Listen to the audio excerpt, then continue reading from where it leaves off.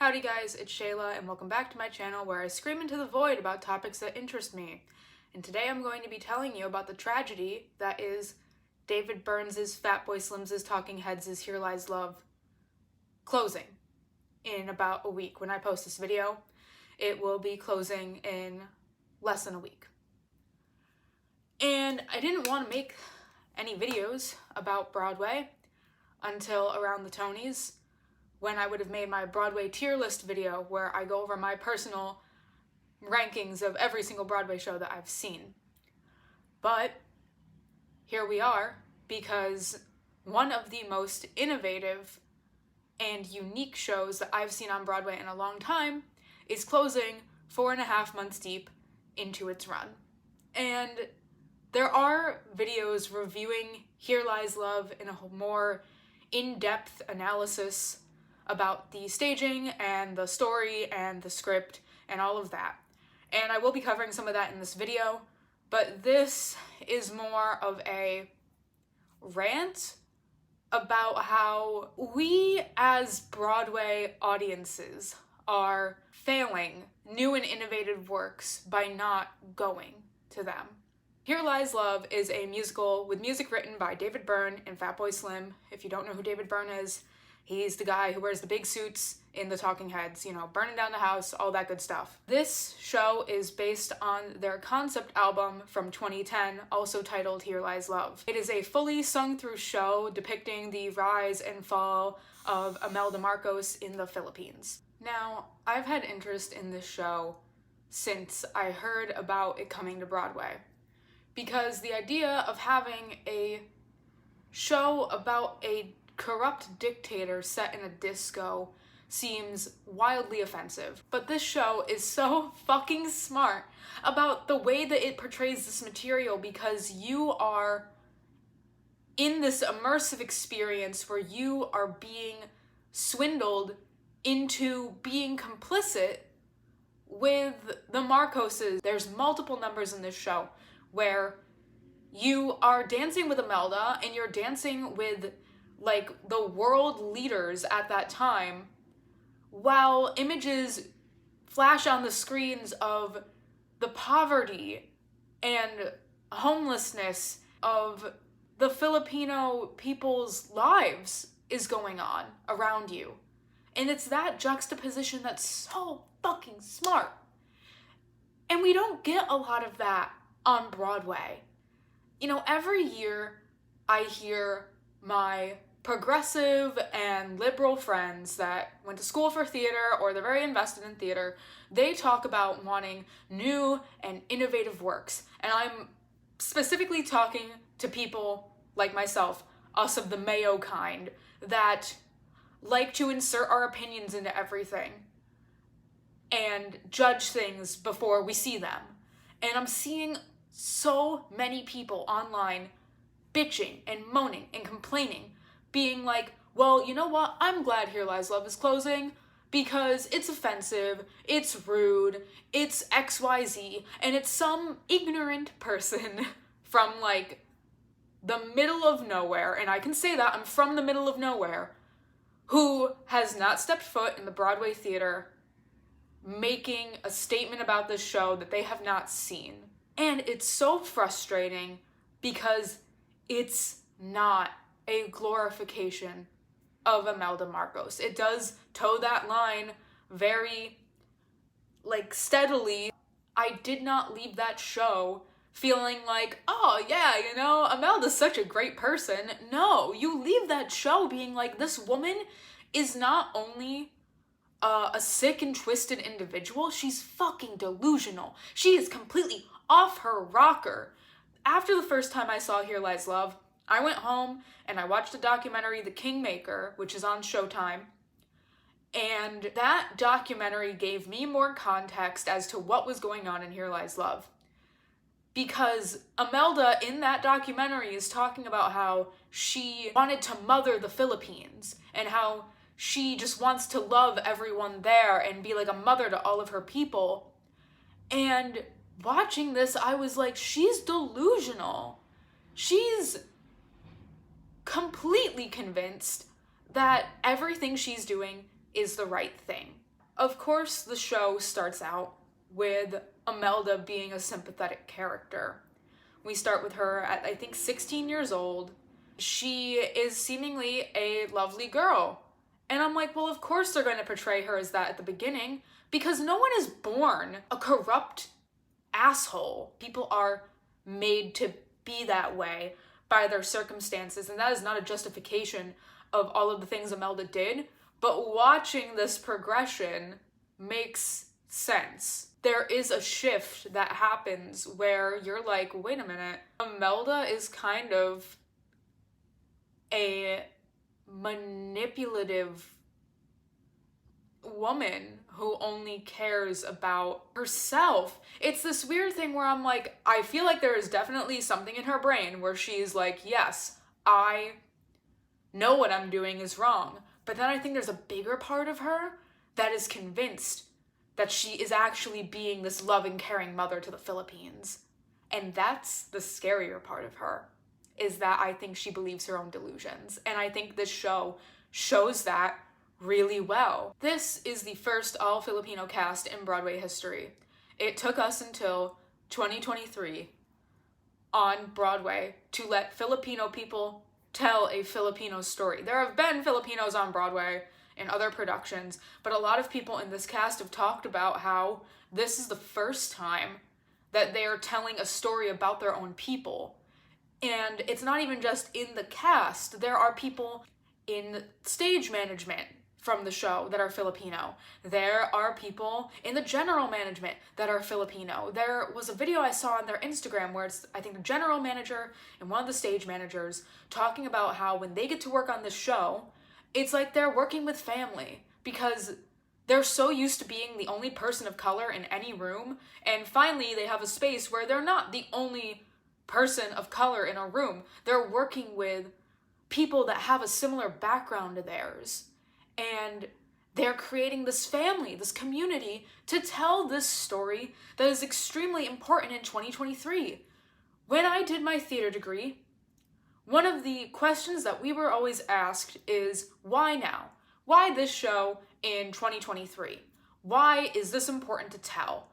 And it's because the end of Here Lies Love has the DJ that has been playing the music throughout the show, encouraging you to dance, kind of bringing you along for the ride. He gets on stage in normal people clothes with an acoustic guitar and talks about how democracy is this fragile thing and that Bong Bong Marcos, which is Imelda's son, is now president of the Philippines. And he is speaking about the importance of protecting democracy, which is something that, especially in America, I feel we can relate to after many of the things that have happened in like the past 4 years. And with next year being an election year, this show feels important to say like, hey, if we don't fight for our rights and our freedom, it could very well happen to us too. There was a video that Ariel Jacobs, who plays Imelda, shared on her Instagram where she gets the call letting her know that she's playing Imelda on Broadway, that she got the role, and she's crying, and it's just, it's not fair. It's not fair that this show is closing. It's not fair that it didn't get to have a longer life on Broadway. 4.5 months? It's absolutely nothing compared to lifespans of shows that live 10, 15, 20 fucking years and are about as shallow as a goddamn kiddie pool when we get this rich story. We start with the song American Troglodyte, where it's the entire cast dancing and singing about Americans and all the shit that we're doing. Everything from buying clothing and throwing it away to, paying our taxes, going to Broadway shows. And they're like, Americans are living like troglodytes, which troglodytes are essentially cave people. And this song, as we're all dancing and getting into the show, is essentially calling Americans idiots. Because we are usually very sheltered and ignorant to the atrocities of the rest of the world. It's like the whole first world's problems meme. While we're doing all of this consuming and going out and spending and living this life of luxury, the people of the Philippines are poor. Or a lot of the people in the Philippines are poor. And we then segue into Here Lies Love with Imelda, and how she's singing about how even though she is poor right now, she has all this love to give, and she is optimistic for her future. To which we then segue into who this show is a tribute to, Ninoy Aquino, who was a man who was fighting for the rights of the Liberal Party in the Philippines and is ultimately murdered when he goes back after being exiled. Conrad Ricamora posted a video to his Instagram on the day that it was the 100th performance of Here Lies Love, saying that this show and every single other night that they perform is a tribute to Ninoy Aquino. And that is what it feels like when you watch the show. If this show is glorifying anyone, it is Aquino. He is the one, especially midway through, that you are rooting for, that you are like, this guy's in the right. Watching his character arc is so beautiful. Conrad Ricamora has been with this show, I think, for about 11 years. So since it was conceptualized, he's been with it. And you can tell there's so much love and passion and work into his portrayal, where he starts out as this very like happy, young guy with Child of the Philippines. And then we get into him getting a little more serious with Fabulous One, which is one of my favorite songs in the show. That's kind of where we're first introduced to like the Liberal Party, and where the show kind of splits into sometimes we are on Imelda's side and sometimes we are on the Liberal Party's side. And that's what makes it so interesting. When you are in the pit of this show, you're encouraged to get up and dance and be complicit in this psychotic woman's delusions. And then another minute, you are a part of the revolution and you are on the side of justice and you are hoping that these people will be okay. And I keep mentioning this immersive experience that it is, which it is. The set is this giant spinning blender with platforms on either sides of the stage. You can definitely tell by what I'm doing with my hands what it looks like. And there are side stalls on either sides of the theater. And then there's your traditional mezzanine and rear mezzanine area of the theater. The whole show wraps around the entire venue with monitors and screens. I have been privileged enough to see this show 3 times. Here is my little floor ticket. I don't know if that's gonna focus at all. From when I did the B-roll shooting for Here Lies Love. And in exchange for being background for their marketing material, I got to see the show for free that time. And then I've since seen it 2 more times. One of those times was in the mezzanine. Whether you're on the floor or in the mezzanine, it is this immersive experience. There are platforms in the mezz where ensemble members can come up and dance and pull you in. And then if you're in the front mezz, I think all of the lead actors come up this flight of stairs and sing right in front of your face. So you definitely don't feel like you are uninvolved if you are in the mezzanine. But if you only get one chance to see it, I kind of recommend the floor, because the floor is really what brings you in and makes you feel like you're a part of the show.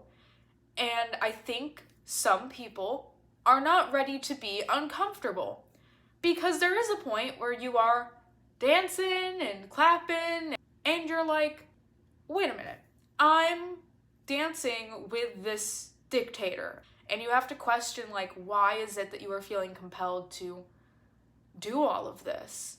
And I don't think a lot of Broadway audiences were ready to be uncomfy. And I think that's a problem with Broadway in general. No one wants to be uncomfy. No one wants to rub their two brain cells together and have a coherent thought about something. No one wants to critically think. No one wants to have nuance about anything. And this show requires you to do a lot of thinking. This show requires you to engage and critically analyze the material. And unfortunately, we as Broadway audiences are failing because we don't want to fucking do that. And by we, I don't mean me. I wish my opinion was more prominent in the Broadway going community, because unfortunately, a lot of people that would see the show either don't live here or it's not in the budget to go. And then the people with money to go to Broadway, all they want is like easy, on the mind shows. Head empty, no thought. Half of the tourists I interact with at my current job, where I tell people about Broadway shows and I help sell them tickets, all they want is to not think. A lot of them want jukebox musicals, a lot of them want movie musicals. They don't want anything they're not expecting. And it's a shame that theaters become that. It is so rare when I go to a Broadway show, and I'm very privileged to be able to go not only to a lot of Broadway shows, but I get to go for free because of my job. So I know that I'm coming from a position where I am very privileged and lucky to have the opportunity to go to all of these shows. And it's rare that I interact with something that makes me have these strong emotions. When I went to the B-roll shooting for Here Lies Love, one of the ensemble members, we were doing the B-roll for Just Ask the Flowers. And he looked out at all of us and was like, all of these people woke up early in the morning, like I'm barely awake right now, and all of these people woke up for us. And from my interactions and my friends' interactions with the cast, all of these people are so kind and grateful and talented and dedicated, and to have the energy and dedication to do this show for 8 shows a week is truly like commendable. Like I cannot praise all of the people that are in this show enough. They just leave me speechless. It's so hard to find the words to truly capture how great it was that these people who don't get these opportunities frequently enough to tell their stories got to do so. And I am so angry that we as theater going people failed them. And to my fellow mayonnaise people, I want you to ask yourselves, when you're complaining about lack of diversity on Broadway, are you actually going and interacting with the things that are diverse on Broadway, even if they're not perfect? You know what? It's so funny though, because my only critique of Here Lies Love is that I wanted it to be longer. And people were like, you can't convince people to stand for more than 90 minutes. And I was like, bitches stand for Taylor Swift for fucking hours. You're telling me that we can't convince enough people to stand for maybe 2? God, that was my only critique, is that I wanted more. And it's so rare that I ever want more. If anything, I'm usually like, this could have been 30 minutes shorter. But I didn't feel that way about this. And it is a shame. I hope it gets nominated for Tonys. I hope it gets nominated for its actors. I hope it gets nominated for its score. I'm literally on the subway, in my seat, in my own little world, listening to Child of the Philippines, and it makes me so happy. It's such a smart show. And I just don't think enough Broadway audiences are smart. Because what is art if we can't critically engage with something? What is art without shows that you can have an in-depth analysis of? What is theater if there's not new and innovative and clever shows? It's just a bunch of spectacle then. It's just, and not that the show doesn't have spectacle, but even Patti LuPone made a statement recently comparing Broadway to Disney World and Las Vegas, and how no one wants anything deep anymore. For those of us who love to sit and complain that there's nothing new or diverse or innovative on Broadway, I would recommend some self-reflection on if you actually go to anything that is like that and give it a chance. Because it is sickening to watch people on Instagram, on like Playbill's page, be like, I'm happy it's closing. I'm happy it's closing because I think it's offensive, even though I haven't seen it. You're a douchebag if you say that, first off. You're happy that people are losing their jobs. Secondly, how can you fairly critique something like that you haven't watched? I did a video about the Jeffrey Dahmer show Monster, and a lot of people were telling people not to watch that show, but I couldn't make a video dissecting it and explaining why I thought it was offensive if I didn't watch it. Because it's not fair to give these hefty opinions and not actually engage with the material that you're critiquing. Like I said, I wasn't planning on filming or making a video about Here Lies Love, but I felt like if I didn't, that I would feel like I had missed an opportunity to tell people about something I'm passionate about. This channel is just supposed to be me screaming into the void about whatever the hell I want. And this is something that I wanted to scream into the void about. And I hope maybe even one person will engage with this video and be like, oh, I live in New York. That actually sounds like a cool thing to check out before it leaves. I'm gonna go.